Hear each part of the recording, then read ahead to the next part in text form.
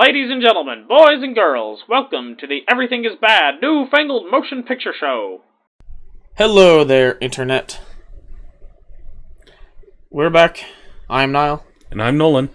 And tonight we're reviewing The Dark Tower. Yep. And as is tradition, we'll do spoiler-free review. Give our thoughts on that. Put up a spoiler warning, cover it a little more in depth. And, yeah, so you've been warned. But anyway, so, yeah, Dark Tower. It stars Idris Elba. And Matthew McConaughey. Yep. And Idris Elba is the Roland, or the gunslinger. The titular character. Titular character. Or, well, would be the titular character if it was called the gunslinger. Yep. And titular means. He, yeah. Well, that was the name of the first book. That was the name of the first book, yeah. He is trying to hunt down and kill Matthew McConaughey, presumably to cancel the apocalypse. Idris Elba does that. Yeah, he's a big fan of canceling apocalypses. Apocalypse? Apocalypses, I think. Apocalypses? Yeah. That's probably right. Yeah. Anyway, so movie has a solid 6.0 on IMDb. Yeah, that's about what it deserves. Yeah. It's alright. It's alright. And here's the thing. I was entertained, but I've not read the books. I've read half of the first one. I read half of the first one until you got bored. Yeah, because Stephen King, I'm sorry if you're a Stephen King fan, his novel-length works drag. He is the Stanley Kubrick of novelists. Yes, his short stories, I've enjoyed a lot of his short stories. His novel-length works, though, they're laborious to read. They're intelligent and cerebral books, by and large. So much can be cut out of them. Yeah. They're just laborious. Well, I mean, God, the first book in the Dark Tower series is like 800 pages, isn't it? Yeah, it's pretty big.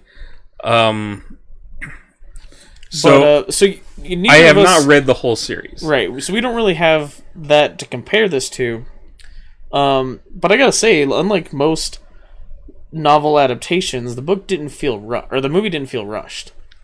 No, and I don't know that if, not having read it, but it's possible that they took all of the high points of the movie, or from the books, everything that's necessary, and then squish it down into this movie. Yeah. And I could believe that, because I felt like there was a lot of stuff in that, just the half of that one book I read that could have been cut out. Yeah. But I mean, the pacing of the movie is fine. The characters are, I would have liked more focus. I would have liked more focus on Idris Elba. Yeah. Because whereas the book, the gunslinger Roland is the central character, and the kid, Jake, is secondary. He's more of a plot device than a character, at least as far as I read. It's the other way around in the movie. The kid is the central focus of the movie, and Idris Elba is much more of a secondary character. Right. And I would have preferred that the other way around, because he's a much more interesting character. He really is. I mean, the acting from Tom Taylor, who played Jake, is fine. At no point was it just oh god, child actors, No, it wasn't real cringy. He's had some experience acting, though. I think he's been in, it's his IMDb, 6 roles. All right. This is his first feature-length movie? No. He's, in fact, everything listed has been a feature-length movie. This is his first time as a main character? I don't know. I haven't seen him in any of this other stuff, so... Okay, well... I don't know. There's no age listed for him on IMDb, but I don't think he's playing younger than he is. I think he actually is about, 13 or so? Yeah. I don't think he's playing younger, which happens a lot. Yeah. But anyway, but it was all right. Yeah. I don't have any real complaint thoughts other than I would have liked to have more of Idris Elba. Well, I think casting Idris Elba in a movie and not making him very, like, not having him be a main character is kind of a waste of Idris Elba. Yeah, and that's not to say he's, like, hardly in it. I mean, once he's introduced, he's pretty much in every scene from there on, but the focus is on the kid. He's sort of background or secondary. Yeah. And I guess maybe they felt that the kid was more relatable, so you see everything through his eyes, from his point of view. I guess that's probably their thought process, but Kid's kind of dumb though, man. he does some dumb things. So, well, is that spoiler? well, the main thing is like 10 minutes into the movie. Okay. Like the number one thing, basically, okay, you know, in the trailer he finds a portal into the other world where Idris Elba and Matthew McConaughey are from. When he finds that portal to, like, you know, and he's like looking through it to, like, you know, test to make sure it's safe to go through or whatever, he decides to throw something through the portal. Does he grab any of the many pieces of debris that are in this abandoned shack of a house and throw it through the portal? Or does he take his shoe off and throw it through the portal? It would be the second one. He throws his shoe through the portal. Like, I'm like, what if you lose your shoe? Yeah, not only is, like, that's stupid, because why would you remove your shoe when there's, like, all this debris and stuff around? But also, it takes more time to untie your shoe and pull it off than you just pick up, like, a piece of wood or something on the floor and throw it through the portal. Piles of debris, rocks, sticks, twigs, Yeah. pieces of wood everywhere in this house he's in. Right. That he can just pick up and throw through the portal. Yeah. That was just, like, really dumb. But yeah, I mean, some of the fight scenes, especially between Idris Elba and Matthew McConaughey, felt a little cheesy. Yeah, I haven't read enough to know the extent of the Man in Black's powers, if he has the telekinetic powers that he demonstrates. That it's in the trailer. Yeah. Too. I don't know if he has that. I know he has the power to control people's minds. From what I read, that is fully on display, and the gunslinger has, like, superhuman gunslinging ability. Which I know that I saw a lot of people online, like, complaining about the ridiculous reloads and stuff that he does in the trailer. He does do some ridiculous reloads in the book. Right, and that's the thing, is I think that they just underplay the fact that he is of superhuman talent. Yeah. Like, he has supernatural abilities, and those abilities are to be able to reload and shoot guns like a badass. Right. And I think I think it's underplayed. Now, whether or not at any point in the books he can shoot a bullet and then ricochet another bullet into that bullet, which does happen, I don't know. I don't know if that ever comes up in the book. Yeah. But, yeah, I mean, like, it's solid alright. Matthew McConaughey's acting is decent. Well, Matthew McConaughey's always been a decent actor, though. Yeah. For the most part. Idris Elba's acting is good. The kid's acting is decent. Pretty much everyone else in the movie is a very secondary character. Mm-hmm. Like, very secondary character. Right. Excuse me. And, I mean, like I said, I haven't read the books. I don't know how closely this translates. So I don't know if it...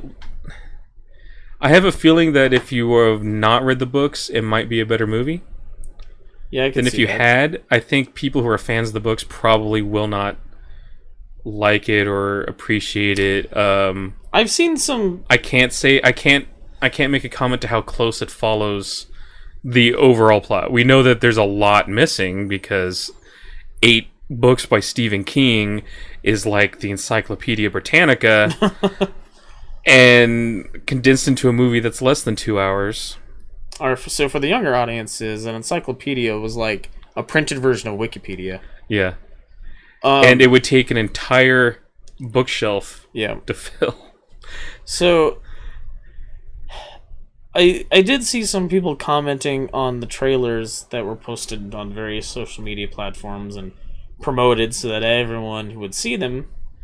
I did see some people commenting on those and saying that like if you've read all the books, then this being the movie being different from the book shouldn't bother you, because I guess in the books there's some mechanism that like specifically like allows for alternate like varied realities And cycling of time and and stuff like that, and that things happen like similar things happen each time but in different ways or something. I guess like I said, haven't read the books, but that's what I saw people commenting online, trying to defend some of the things in the trailers that I guess are pretty different from the books. right. So I mean, it's an okay movie. Yeah. That's really all I have to say about it. If it looks interesting to you, go see it. I don't. I mean, if you are like the biggest diehard Dark Tower fan, you might be disappointed. Who's to say? I don't know. It's kind of like. It's probably a better adaptation than The Last Airbender was. Jesus. For that compressing a whole TV season of a TV show into a movie. I think this might be a better adaptation than that, but it's similar sort of concept. High praise from Nolan. It was better than The Last Airbender. Yeah. Yeah, it's like saying, oh, it was better than Star Wars Episode 2. Episode 2 is better than Last Airbender. Anyway, spoiler time? Yeah. Yep, spoiler warning. I don't know, what can we really say about it? It's spoilers. I mean... How are the guns, Niall? Niall's gun section. Yeah, well, so the guns are very clearly based off of Remington New Armies. But except that they have... That's a cap and ball revolver. It's a cap and ball revolver, and they did make brass cartridge cylinders for them. But this still has the loading lever on it. Well, they wouldn't remove the loading lever. But the way the Remington Army works is you literally remove the whole cylinder. It rolls out the side of it. I don't mean like swings open like a single action army does. You know, it literally like the whole cylinder rolls out the side. Because you need the loading lever because that's what keeps the center rod in place. So you undo the loading lever, slide the rod forward, and it rolls out. So I mean, these are clearly modified to have the have it swing out. It's also a double action. Oh yeah, it's also a double action, which I mean, that means when you pull the trigger, the hammer moves, the cylinder rotates, and the hammer falls. Right. Whereas a single action, like a single action army, and basically every cowboy revolver, basically every gun made before like 1914 or something like that,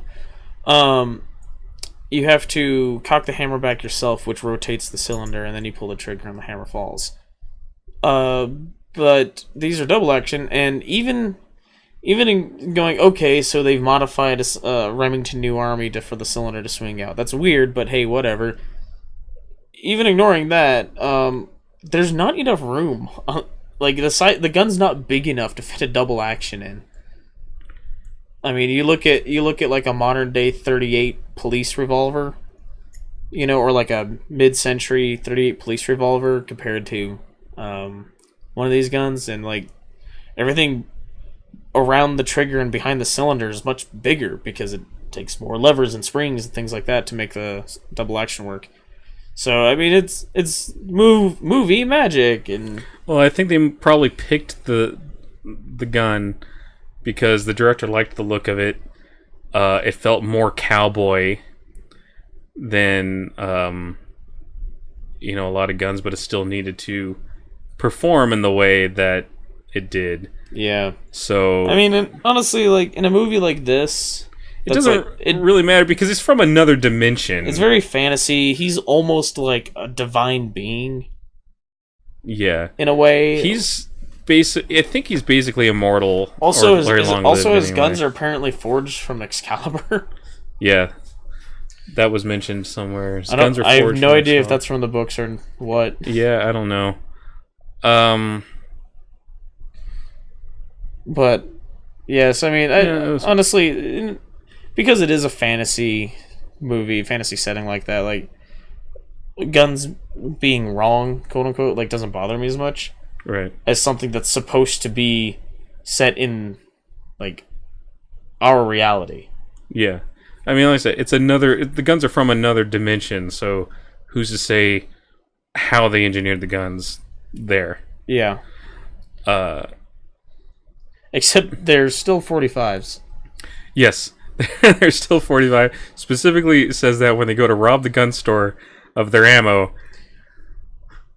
By the way, I mean, it might be because it's New York, but like, no gun store employee's ever going to not pull on you in that situation. Like, I don't know a single person who works at a gun store that does not have a pistol on their body at all times. Right. They're all... I mean, like, it's New York, though, so can you get a carry permit? I don't know. Even a gun store owner? I don't know. Yeah, but it's very hard to get a carry permit. Don't try to rob a gun store in Las Vegas. Yeah, it's very, very difficult to get a carry permit in New York. As far as I've been told, basically only, like, bodyguards for important people get them. Yeah. But yeah, so that scene felt weird. I don't know why they didn't just buy. I mean, the kid's parents were dead, or mom and stepdad, or mom's boyfriend, or whoever. They could have taken their money or whatever and gone and just bought the ammo, and it would have. Because the first thing that guy's gonna do is go call the cops. Hey, I got held up. Well, look for this guy. Well, but you have to be carded to buy ammo. Kid doesn't have an adult's driver's license. No, Idris Elba doesn't have an ID at all, I'm sure. Right. So I could see why they would knock over a gun store. I guess so. Still a stupid idea, ultimately. Yeah, but guns are rare where gunslingers from. Also, bullets are rare. That is a particularly well-stocked gun store from New York City. Yeah. But so I don't know if are only gunslingers allowed to have guns in that world. Like no one else seems to have a gun. I don't remember from what I read of the book if anyone else has a gun. I mean, it was implied that guns and bullets are exceedingly rare. Yeah. So yeah, like I don't know if it's just a matter of like, well, no one can afford them if they can find them at all. Right. Because Idris Elba's planet is in a post-apocalyptic state. Like, there's parts where they go through and it's like, looks like, modern architecture, but all collapsed and dilapidated like Pripyat. Yeah, I would have liked more of the Western feel that was definitely in what I had read. Yeah. Definitely much more like Western cowboy.